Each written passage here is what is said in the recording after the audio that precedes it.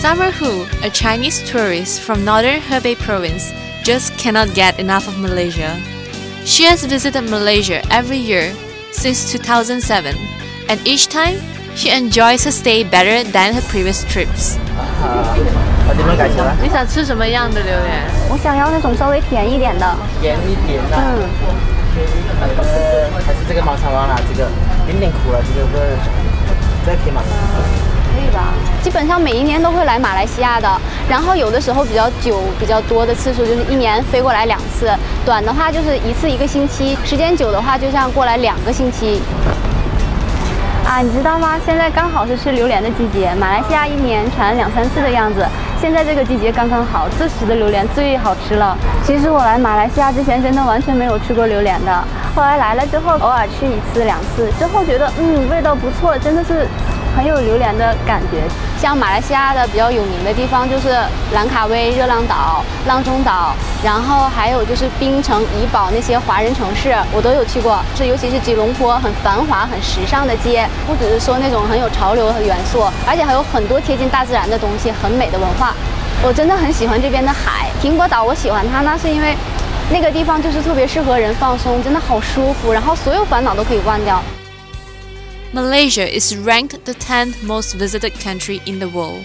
The food, climate and people are why this country attracts so many tourists from different parts of the globe.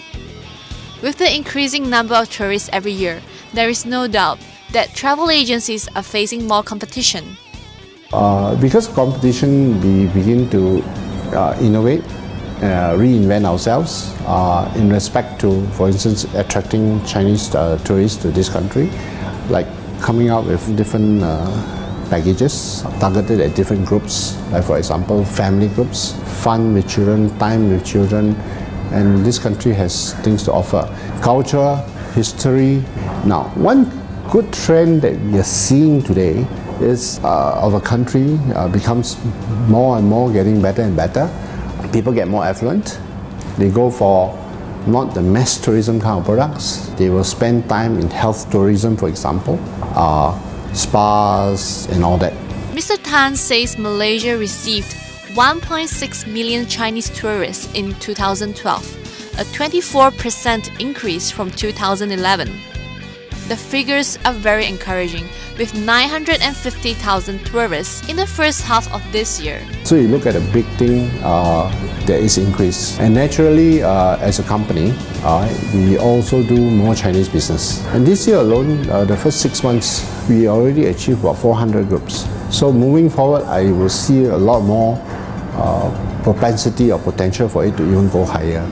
While many Chinese tourists come to Malaysia, the number of Malaysian visitors to China is also increasing steadily, especially among the Muslims. They visit places like Beijing, Shanghai, Hangzhou, Xi'an and Guilin. China, as we know, is not a Muslim country. Okay, so when Muslim goes to China, definitely they want to see how the way of life the Muslim Chinese there. That's what they want to see besides historical things that they can provide from China. I could say less than 1,000 for 2002.